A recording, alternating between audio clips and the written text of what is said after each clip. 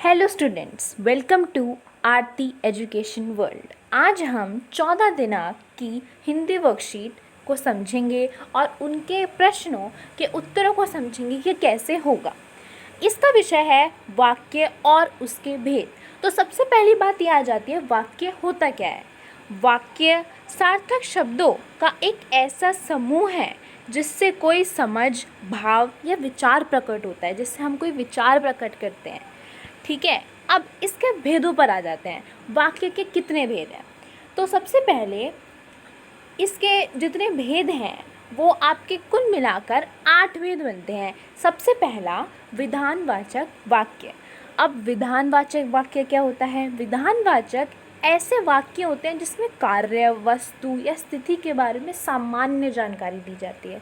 सामान्य जानकारी जिसमें दी जा रही हो उसको हम बोलते हैं विधानवाचक वाक्य।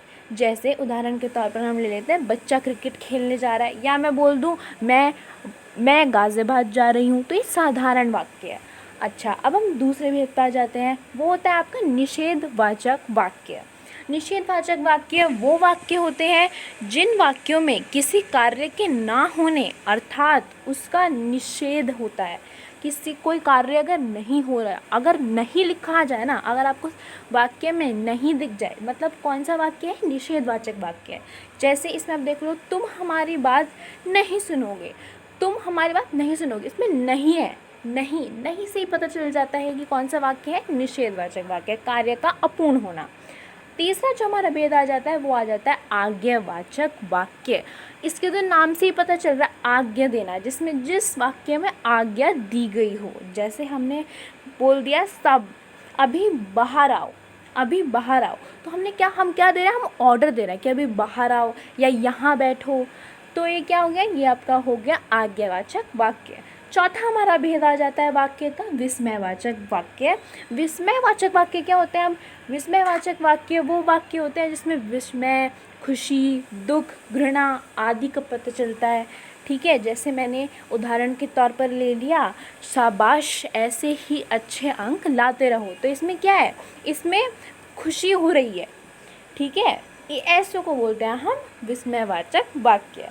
पांचवा भेद आ जाता है प्रश्नवाचक वाक्य। इसके भी नाम से पता चल रहा है, प्रश्नवाचक, प्रश्न पूछना, जिसमें किसी में जिस वाक्य में प्रश्न पूछा गया हो। जैसे मैंने पूछ लिया आपका नाम क्या है, इसमें क्वेश्चन मार्क लगा होता है हमेशा। अब अगर किसी भी वाक्य में क्वेश्चन मार्क आ गया तो आप आसानी से पहचान सकते हो कौन सा वाक्य है, प्रश्नवाचक वाक्य है। अच्छा, अब हम आ जाते हैं हमारे अगले भेद पर, जिसका नाम है इच्छावाचक वाक्य। अब इच्छावाचक वाक्य क्या होता है? ऐसी बातों से इच्छा, शुभकामना या आशीर्वाद आदि का भाव प्रकट होता है, उनको हम क्या बोलते हैं? इच्छावाचक बोलते हैं। जैसे मैंने बोला भगवान आपका भला करे, तो इसमें क्या है? हम इच्छा प्रकट कर रहे हैं हम अपनी। अगला भेद आ जाता है संदेहवाचक। संदेहवाचक किसी पे संदेह करना, संभावना हो जिसमें। ठीक है, जैसे शायद आज धूप निकली, शायद आज बारिश हो, इसमें भी शायद शायद ऐसे शब्दों का इस्तेमाल होता है ऐसे वाक्यों में। आखिरी आ जाता है हमारा संकेतवाचक वाक्य।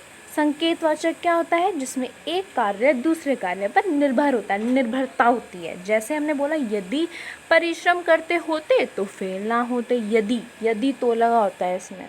ठीक है, अच्छा, अब हम आ जाते हैं इनके क्वेश्चंस पर। सबसे पहला जो प्रश्न है वो आता है, गंगा हिमालय से निकलती है। तो ये क्या है? ये बहुत ही एक साधारण सा वाक्य है, तो हमने क्या बोल दिया? भाई ये तो विधानवाचक वाक्य है। अच्छा, अब दूसरा आ जाता है आपका, क्या शिखर क्रिकेट खेलता है? इसमें आपको प्रश्न दिख रहा है, प्रश्न उत्तर का जो सिंबल है वो दिख रहा है, तो ये क्या हो गया? प्रश्नवाचक वाक्य हो गया। ठीक है, अब हमारा तीसरा आ जाता है, यदि वह खेलती होती तो आज खिलाड़ी होती। तो इसमें क्या आप देख सकते हो? आप देख सकते हो यदि और तो, जिसमें यदि तो दिख जाए वो क्या होता है? वो आपका सिंपल, और सिंपल होता है संकेतवाचक वाक्य। ठीक है, अच्छा, अब हम अगले पे आ जाते हैं। अगला क्या है? अच्छा वह इतना बढ़िया गाती है। तो इसमें क्या है? इसमें तो आप बोल सकते हो ये क्या? इसमें विस्मय है, विस्मयवाचक वाक्य है, थोड़ा विस्मय हो रहा है उसे। ठीक है, अब हम आ जाते हैं वह अभी आता ही होगा। ये क्या है? ये संदेहवाचक वाक्य है। ठीक है। अच्छा, अब अगला हमारा प्रश्न क्या कहता है? अगला हमारा प्रश्न कहता है कई दिन से धूप नहीं निकली है। अब ये भी क्या है? एक साधारण सा वाक्य है, तो ये हमने क्या बोल दिया? ये तो विधानवाचक वाक्य है। अगला है आपकी यात्रा सुखद हो। अब इसमें क्या होगा बताओ? इसमें होगा आपका इच्छावाचक वाक्य। इसमें आप इच्छा प्रकट कर रहे हो अपनी किसी के लिए कि उसकी यात्रा जो है वो सुखद हो। हमारा अगला आ जाता है और आखिरी क्या है? करीम फुटबॉल खेलो। इसमें आप क्या बोल रहे हो? करीम को बोल रहे हो कि भाई तुम फुटबॉल खेलो। इसमें आप उसको ऑर्डर दे रहे हो, आप निर्देश दे रहे हो। ठीक है, तो ये क्या हो गया? ये आपका इच्छावाचक नहीं होगा, ये आपका होगा आज्ञावाचक वाक्य। ठीक है, तो यहीं हम आते हैं अंत पर। अगर आपको ये वीडियो अच्छी लगी हो तो लाइक करना, कमेंट करना और इस वीडियो को कम से कम अपने 20 दोस्तों को शेयर करना बिल्कुल ना भूलें। और नोटिफिकेशंस के लिए नीचे लाल बेल बटन को दबाना बिल्कुल ना भूलें। धन्यवाद।